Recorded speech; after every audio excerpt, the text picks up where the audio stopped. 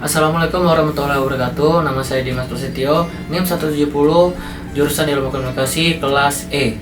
Untuk video kali ini saya akan menjelaskan tentang riset dalam sebuah periklanan.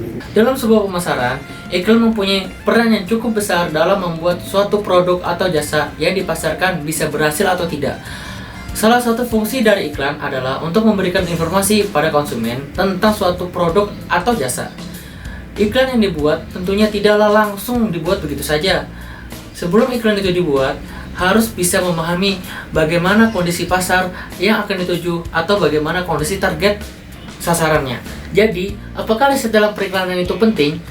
Ya, jawabannya penting sekali. Riset dalam periklanan memungkinkan manajemen periklanan untuk meningkatkan kontribusi periklanan kepada pencapaian tujuan pemasaran dan badan usaha. Riset dalam periklanan meliputi berbagai tujuan, metode, ukuran, dan tekniknya. Efektivitas riset itu diukur di dalam istilah mencapai kesadaran, mencapai naskah dalam iklan, mempengaruhi sikap, dan menciptakan respon emosional, dan juga untuk mempengaruhi pilihan dalam pembelian. Dua bentuk umum riset periklanan yaitu yang pertama, riset pesan yang dilakukan untuk menguji efektivitas pesan kreatif. Yang kedua itu adalah riset pada media itu sendiri. Di sini saya mengambil contoh salah satu developer terkenal dalam industri game, yaitu Rockstar Games. Seperti kita tahu, kalau Rockstar Games itu adalah developer yang hampir semua gamenya itu tidak pernah mendapatkan rating buruk, atau game-gamenya bagus-bagus semua. Contoh gamenya seperti yang kita tahu yaitu GTA series. Jika ingin tahu pembuatannya, itu GTA 5 itu kemarin menghabiskan dana sebesar 250 juta dolar, yaitu sekitar 3,5 triliun rupiah. Bahkan, dana pembuatan game tersebut melebihi dari pembuatan film Toy Story, Avatar, dan Avenger, yang termasuk jajaran pendanaan film termahal di dunia. Dan dari penjualan game GTA 5 tersebut, game Rockstar mendapatkan angka pre-order sebanyak 3 juta kopi dengan harga 60 dolar dan mendapatkan 500 juta dolar di minggu pertamanya, dan bisa dibilang itu sudah balik modal. Di sini saya menemukan 4 kunci dari kesuksesan game Rockstar. Menurut Dan Houser, CEO, founder, dan produser dari Rockstar, itu memiliki 4 kunci kesuksesan dalam game Rockstar, yaitu pertama, break the rules. Yang kedua, give the customer what they want. Yang ketiga, don't be afraid to kill your bad thing. Yang keempat, take pride in the entire experience. Yang pertama, break the rules. Nyatanya, semua game buatan dari Rockstar itu bisa dibilang ya hanya bisa dimainkan oleh orang dewasa, dikarenakan game tersebut memiliki unsur kekerasan seperti narkoba, seks, pembunuhan, dan hal-hal mengerikan lainnya. Tetapi, jangan salah tangkap dulu. Mari kita pandang dalam cara orang dewasa. Semua elemen itulah yang dapat dideliver sempurna oleh Rockstar itu sendiri. Mereka mematahkan semua pattern dan rules yang ada. Mereka memberikan kebebasan sepenuh kepada player dan menciptakan pola baru.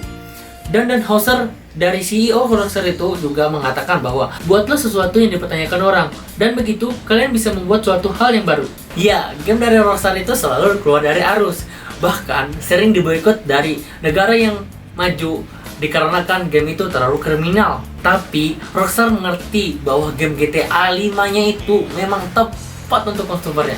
Bahkan dari boikotnya itu, game GTA 5 malah makin naik popularitasnya, atau bisa dibilang promosi gratis, karena banyak dibicarakan oleh orang banyak. Rockstar sering sekali melakukan teknik marketing yang bisa dibilang di luar dari developer lain.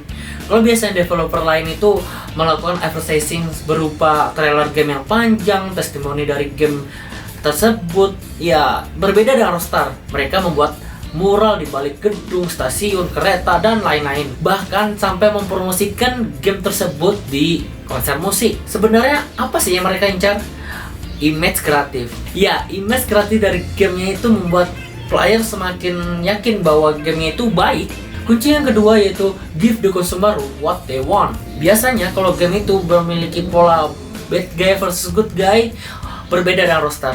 Mereka selalu memberikan experience yang baru dan bisa dibilang ya tidak bisa dilakukan di dunia nyata, yaitu kebebasan kita untuk membunuh atau melakukan tindak kriminal di dunia nyata. Bahkan game yang tersadis yang dibuat Rockstar yaitu Manhunt itu sudah di-ban dari beberapa negara maju. Walaupun begitu, seperti yang saya bilang tadi, ya itu bisa menjadi promosi gratis loh buat gamenya. Dan tetap saja Manhunt terjual dengan 2 juta kopi. Semua yang dilakukan Rockstar ini bukan karena riset loh sebenarnya. Rockstar membaca perilaku kebiasaan orang yang menghabiskan waktu menonton olahraga MMA, tinju, film action, horror, thriller, dan perkelahian jalanan di YouTube maupun TV.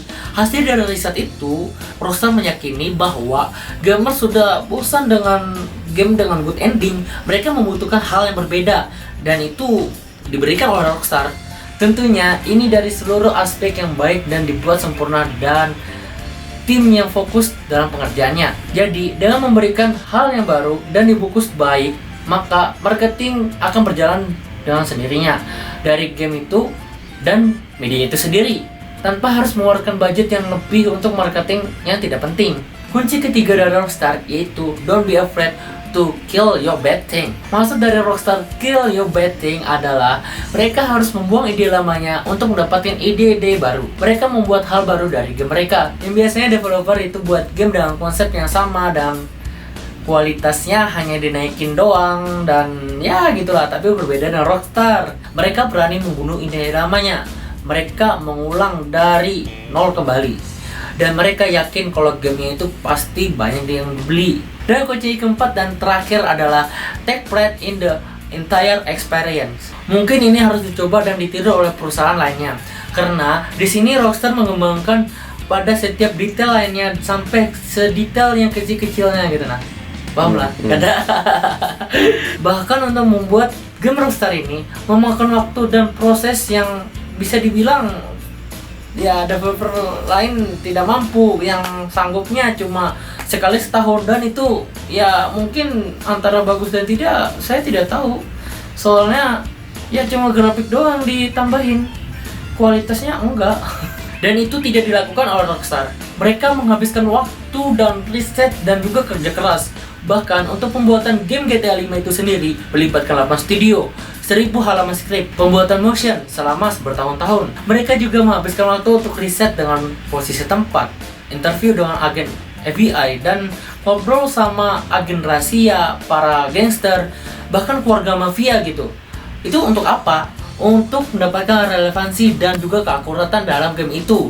Dengan itu, game yang mereka buat itu relate dengan playernya, dan juga player merasakan di dunia relevan sama mereka, walaupun berbeda dimensi.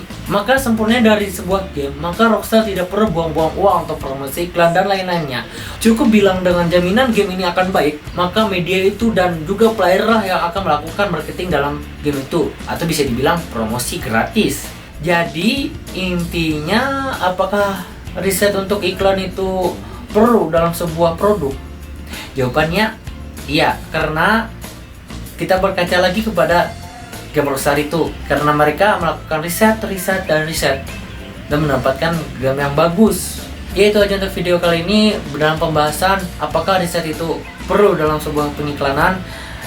Dan saya Dimas Prasetyo undur diri. Assalamualaikum warahmatullahi wabarakatuh.